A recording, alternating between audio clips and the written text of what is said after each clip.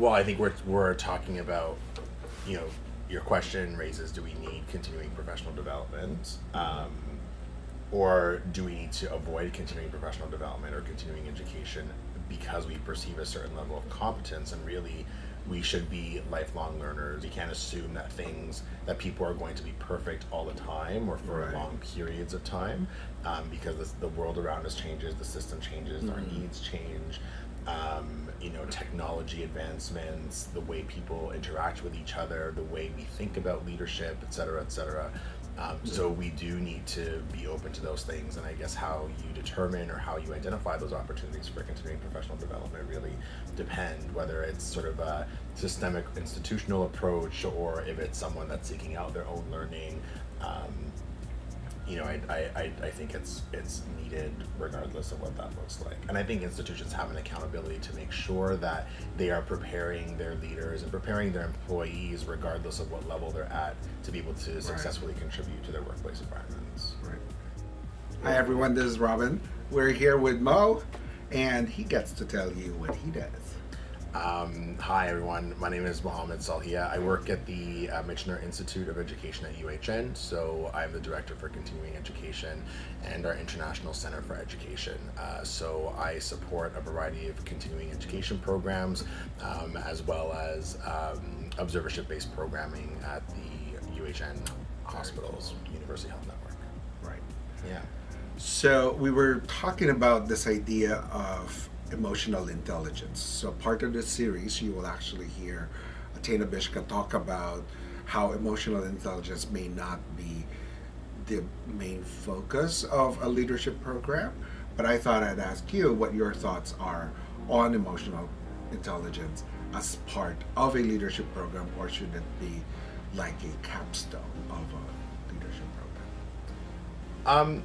I don't know if it needs to be defined in that way. Like I think emotional intelligence is not one of those things that you can necessarily teach. I think you can give people the building blocks in terms of what they should be attuned to, in terms of what's happening around them, how are they reading their a room, how are you reading people on your team, to pick up on those sort of nonverbal cues.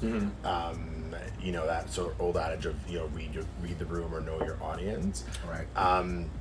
I think you can talk about it in that way, but I do think that there are some people that are very naturally highly emotionally intelligent, and there are others that just don't have that sort of awareness about them. So, how you choose to foster that, whether it's through formal education or it's through mentorship or through lived experience, I think really it depends on the person. I think emotional intelligence is one of those really innate, arguably a very innate kind of thing. Right. In the same way that some people are really naturally good at math or naturally good at science or whatever those things are.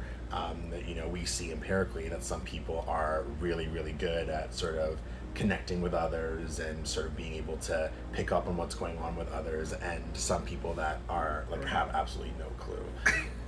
So I think it really depends on building education around that is you would need to have, I think, an element of someone being able to build their own self-awareness and kind of identify what their own gaps are, and then maybe something that allows you to identify what tools you'd need, or what different considerations you can make. But again, I think it's one of those really natural things, I feel. I don't know. That's good. Yeah. So does that mean then that a customized learning plan become part and parcel of a leadership program?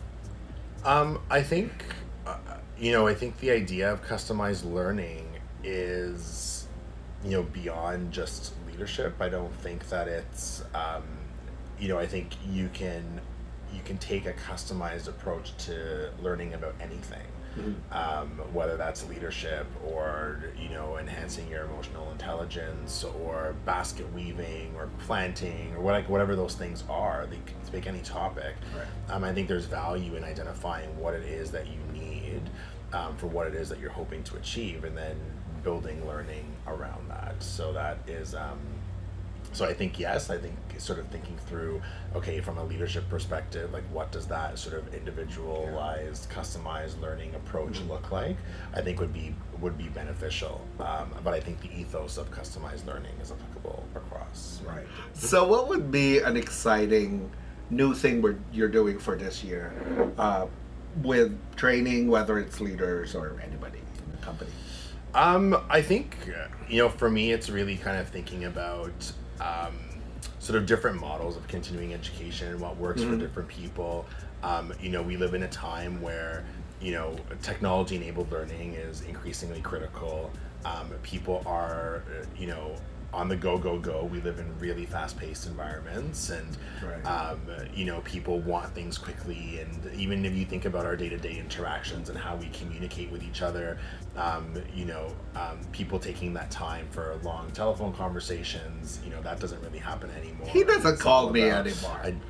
No, he not just really. texts I me. text, but that's case in Constantly. point, right? Like people want things quickly. They're constantly on their phones or on their mobile devices, and so I think over the next little while in my practice is really to kind of think about how do we optimize continuing education and professional development as we get into the digital age, and what tools and resources do we need to think about, what's the phenotype of our learners, what are their preferences in terms of learning and teaching.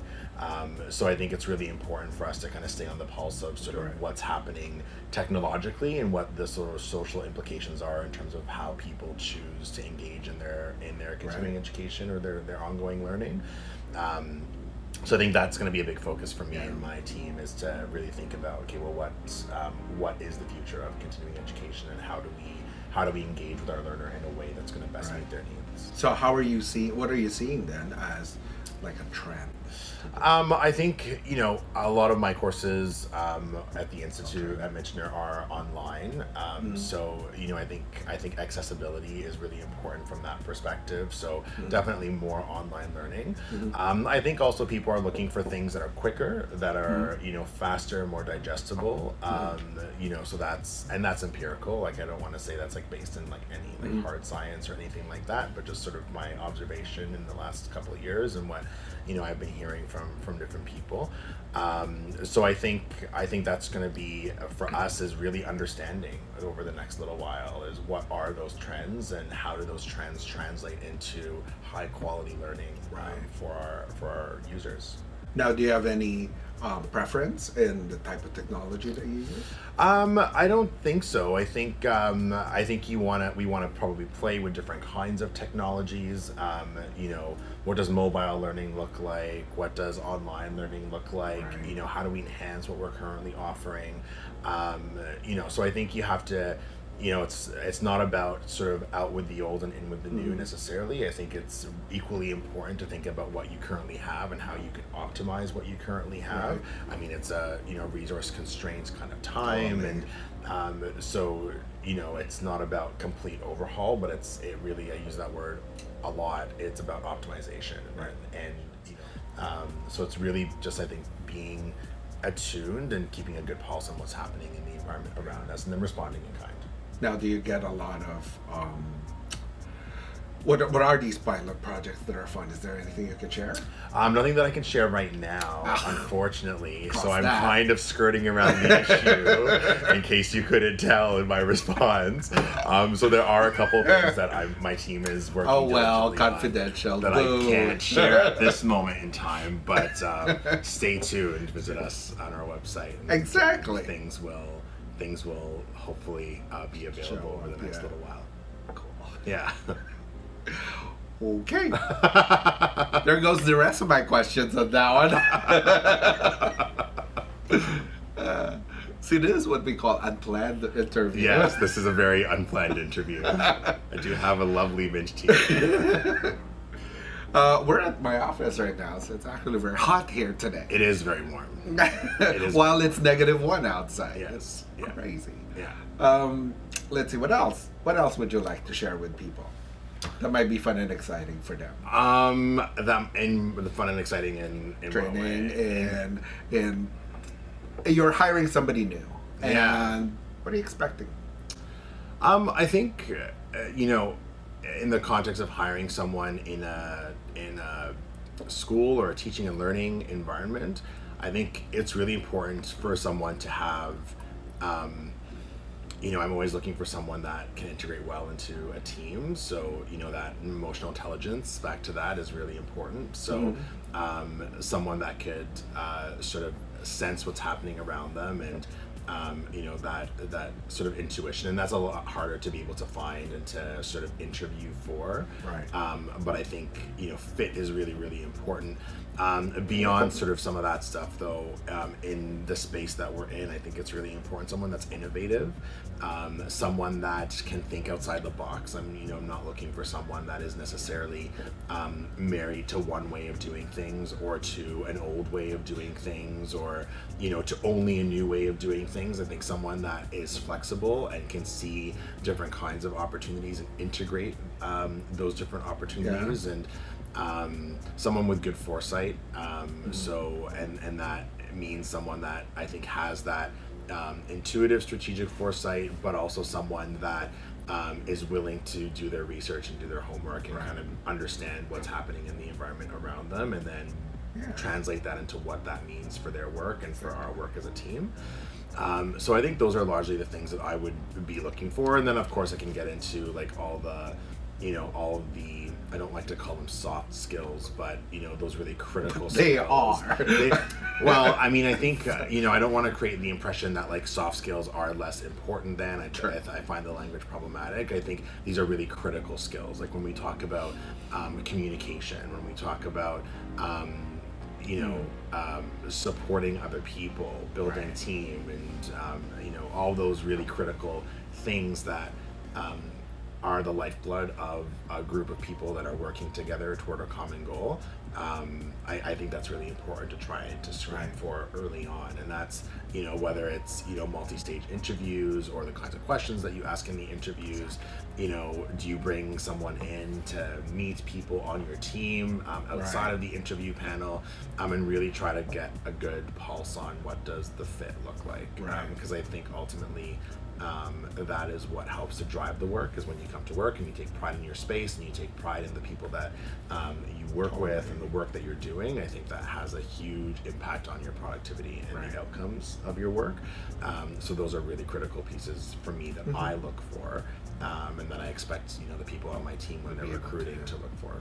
Now, what would be a good example of somebody who comes in and innovate and be innovative? The challenge that our students have found is that it's a great terminology, but they are unsure how to actually showcase that, right? Yeah, and I think we're really good in some spaces at using buzzwords over and over again, and then you almost like kind of dilute what they mean, right? It's like, when people are like, well, we have to be strategic, or we have to be innovative, or whatever, what does that look like, and what does that mean? I think the challenges for people that are just graduating is that they don't have a lot of lived experience. They don't have a lot of workplace experience, and oftentimes the projects that they're working on are, they're relatively insular. So, they're applying different frameworks and different models to a case study or to a project or whatever that activity is, and it's not directly translatable all the time. Like models are good and models work in practice, and then what happens when you kind of veer from what the textbook tells you would normally happen, and that's where the emotional intelligence comes into play, and where the people skills come into play, because your ability to kind of navigate those kinds of situations is really, really critical in the workplace, and nothing is ever going to be 100% by the book or according to your plan. And so how do you flex, and how do you accommodate, and what does that look like? So to answer your question pointedly around like, well, what does it look like to be innovative, or what does it mean to be innovative? I think you could probably answer that question differently for someone that's been working for a long time versus someone that's just coming out of school and trying to find a job. I think for the latter, I'd be curious to know about, what would your approach be in this kind of scenario? Tell me, outline what you would do if that wasn't going to plan. Like, what do you do then? Right. And so there are different ways that you can pick up on that.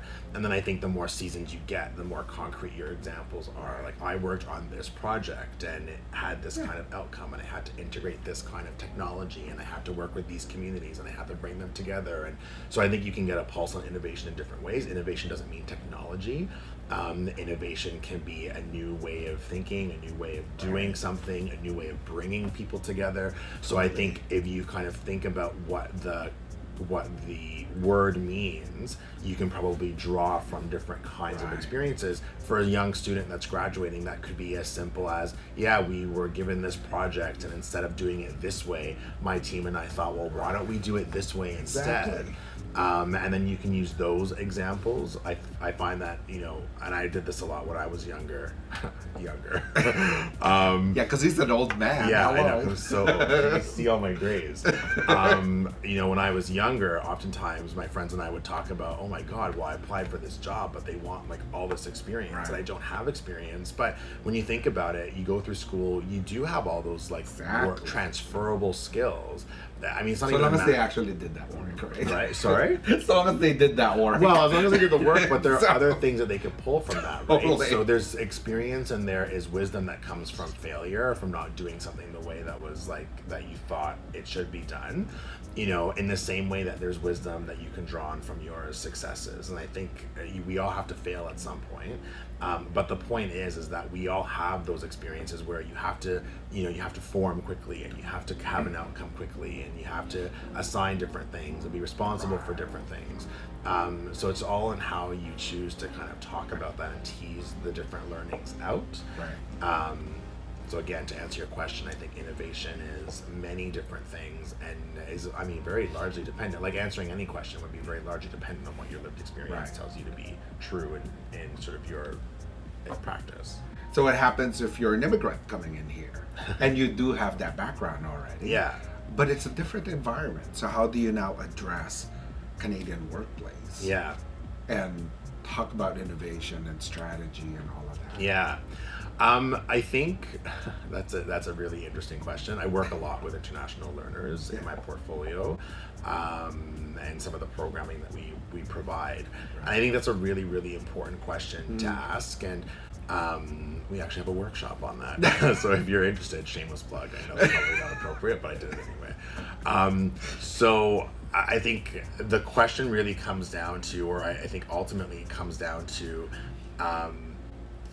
building a relationship with those people and creating an opportunity for people to be able to draw on that experience. I think far too often we say, this is the way we do things here, and this is the way we expect you to do things here. Right. And there's almost like that nuance of assimilation. And it's not about assimilation, really. We want people to understand what our social norms and our conventions are for a variety of reasons. I think that's for us to be able to all engage together equitably, but also to build community, and also to help to make sure that we're giving people from different parts of the world the tools that they need to be successful in this sort of cultural context, which is very different from many other cultural contexts. Like being in an urban center is very different than being an immigrant in a rural environment, et cetera, et cetera. So I think building that relationship is really important, and I think to my point earlier, making sure that we're not diluting that person's experience or that person's knowledge or know-how. A lot of immigrants are, people talk about this all the time, like your taxi driver probably is a doctor from wherever in the world. And so how can we leverage that lived experience, and how can we leverage that knowledge, and how can we honor that when we're talking about building new skills or enhancing existing skills, or integration into our workspaces or our workplace. And I think there's a really, really important role educators play in that process. It's not just about superimposing someone and saying, plop, now you have to do it this way. I think we have an equal accountability to learn from people that come from different parts of the world, because that will ultimately impact the way we choose to build learning programs, to build education that will support everyone that's within our within our reach or within our Right. local geography or beyond, depending on how you're deploying your education. So that's a really loaded topic that I could talk Totally. about for hours and hours and hours on end, quite literally. And there's a lot to unpack there because there are so many different nuances and so many different considerations, and things that we're consciously aware of and things that we're perhaps subconsciously kind of thinking through, or that's driving our thought process that we aren't necessarily naming or have Totally. acknowledged. Yeah. So it's really important to create above and beyond the 30 seconds that I'm going through this rant. I think it's really important that you create the spaces to have that discussion, and safely, because it is culture, and particularly given the social context we are, the geopolitical context that we're in now, that's a loaded conversation. Yeah. So I think you need a certain set of ground rules, so to speak, to be able to safely have that conversation. Right. I think these are really important conversations to have, and I think we're at such an interesting time in human history, Right. on a variety of different levels. And I think the educational institution has a really, really big accountability to help people navigate those discussions. And that's everything from, our politics and the way we see people to, the way we build learning programs, and to how we talk about innovation, and how we talk about technology, and how we use those things responsibly and ethically and all that kind of thing. So, I think there's so many high level macro subject matters that are out there that are so multidimensional, that can be teased out and that can be sort of thought through in many different ways. And so there's a huge discourse on a number of different topics, and I think it's important to just be aware and stay on top of where those conversations are going, and understand what that impact is, for us as educators, and again what our accountability is to sort of the environment around us in terms of our learning community. That's great. All right. Well, thank Great. you. Thank you for having me. All right. Thanks Bye. a lot. Bye. See you later.